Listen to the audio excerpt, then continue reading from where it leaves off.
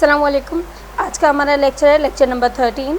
Lecture number 13 में हम पढ़ेंगे कि हम सी लैंग्वेज में टेबल्स कैसे प्रिंट कर सकते हैं, यानी कोई भी किसी भी नंबर का टेबल हम कैसे जो है वो प्रिंट कर सकते हैं। ठीक है, तो सबसे पहले हम ऑल्टर एफ करके हमारा न्यू पेज लेंगे।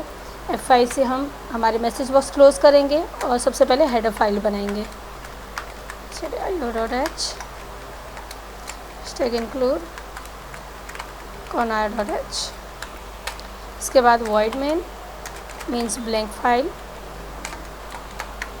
ठीक है, अब क्योंकि मुझे टेबल्स टाइप करवाने हैं तो टेबल्स यानी फिर इंटीजर में यूज़ करूँगी, क्योंकि नंबर्स हैं उसमें मैं फॉर्मेट स्पेसिफायर्स यूज़ करूँगी।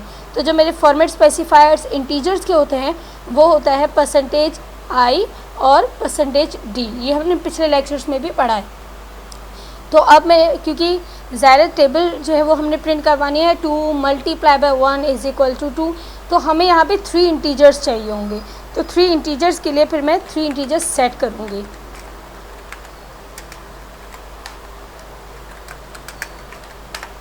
ठीक है, 3 इंटीजर्स सेट कर लिए, उसके बाद क्लियर स्क्रीन कर देते हैं। अब 3 इंटीजर सेट कर लिए तो हर एक जो है वो मेरा इंटीजर उसको इंडिविजुअली मुझे बताना पड़ेगा कि ये इंटीजर किस लिए है और ये इंटीजर किस लिए है। तो मैंने सबसे पहले बताया कि a = 2। अब 2 यहाँ मैंने क्यों लिखा है, 2 मैंने यहाँ पे टेबल लिखी है कि जो टेबल होगी वो 2 की होगी। आप कोई भी ऐड कर सकते हैं इसमें, तो सबसे पहले हम 2 की ऐड करके देखते हैं, फर्दर मोर हम इसको चेंज करते रहेंगे। ठीक है, तो उसके बाद हमने यहाँ पे लूप दे दिया। लूप क्यों दिया, क्योंकि 1 to 10 हमारे जो नंबर्स हैं वो हमने टाइप करवाने हैं। तो 1 to 10 हम सिंगल लाइन में नहीं देंगे, हम उसके लिए लूप का जो है वो हेल्प लेंगे कि 1 to 10 ये मेरा लूप जो है वो उसको दे देगा। तो a की वैल्यू 2 हो गई। अब हमें b की वैल्यू देनी है, तो b हमने बताया b = 1, b <= 10, b ++, यानी b जो है वो मेरा 1 से लेकर 10 तक मुझे टाइप कर देगा। उसके बाद क्या करना है, अब मुझे c की वैल्यू बतानी है कि c का मतलब क्या है। तो मैंने बताया कि c का मतलब है a × b। ठीक है, क्यों मल्टीप्लाई, क्योंकि 2 × 1 होगा हमारा 2, तो हमें 2 और 1 को मल्टीप्लाई करवाना है। यानी 1 जो मेरी b की वैल्यू है 1 से लेकर 10 तक, उसको क्या करेगा 2 से मल्टीप्लाई करता रहेगा। ठीक है, अब मैं यहाँ पे दूंगी सबसे पहले मेरा printf। अब printf के फंक्शन में मैं क्या करूँगी, मैंने यहाँ पे देना है जो है वो कोई भी टेक्स्ट। अगर आप टेक्स्ट नहीं देना चाहते तो आप नहीं दें। तो सबसे पहले मैं %n का यूसेज कर रही हूँ। /n का हम यूसेज क्यों करते हैं, ताकि हम न्यू लाइन में हमारा कमांड जो है वो हर कमांड न्यू लाइन में आता रहे, चाहे मैंने जितना भी बड़ा कमांड दिया हो। ठीक है, उसके बाद यहाँ पे मैं यूज़ करूँगी %। अब आपकी मर्ज़ी है, आप यहाँ पे i यूज़ करना चाहें, d यूज़ करना चाहें। हम i यूज़ कर लेते हैं या फिर d यूज़ करें, एक ही बात है। ठीक है, उसके बाद हम यहाँ पे जो है वो इसको, अब क्योंकि हमने ये तो बता दिया कि 2 करें 1 के साथ मल्टीप्लाई, लेकिन फिर हमने यहाँ पे मल्टीप्लाई का साइन और = का साइन भी देना है।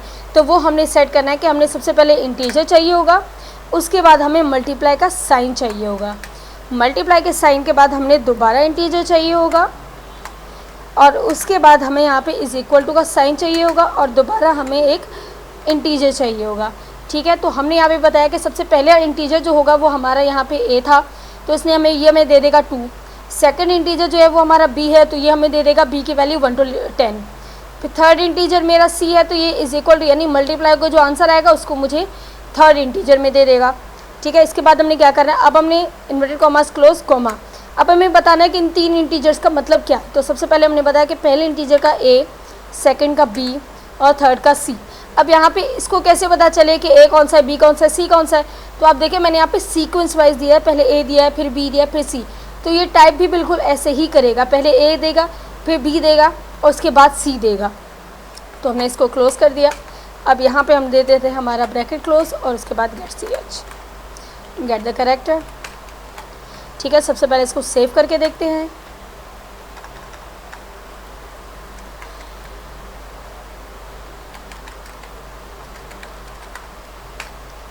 ऑल्टर F9 से देखते हैं कोई एरर या कोई वार्निंग नहीं है। तो कंट्रोल F9 करके देखते हैं। तो कंट्रोल F9 से इसने मुझे 2 1 = 2, 2 2 = 4, 2 3 = 6, 2 की टेबल कंटिन्यूसली 10 तक दे दी है। अब अगर मैं यहाँ पे कोई चेंजेस करना चाहूँ, फॉर एग्जांपल मुझे 3 की टेबल चाहिए, तो मैं 2 की जगह 3 ऐड कर दूँगी, अब कंट्रोल F9 करूँगी तो ये मुझे 3 की टेबल दे देगा, 3 1 ज़ा 3, 3 2 6 इस तरह। अब मैंने बाकी चीज़ें क्यों चेंज नहीं की, क्योंकि बाकी चीज़ें सब सेम ही होती हैं, यानी 1 to 10 ही होता है और बाकी इंटीजर में multiply is equal to same sign है। तो अगर मैं यहाँ पे 10 की जगह 20 भी दूँ तो भी ये मुझे प्रिंट करके दे देगा इस तरह, ठीक है। 3 के टेबल 20 तक ये मुझे इस तरह प्रिंट कर देगा। तो ये हमने मल्टीप्लिकेशन की, जिसमें आप जो है वो किसी भी टेबल को इजीली जो है वो मल्टीप्लाई करवा सकते हैं, ठीक है। तो ये था हमारा लेक्चर नंबर 13, प्रिंट टेबल।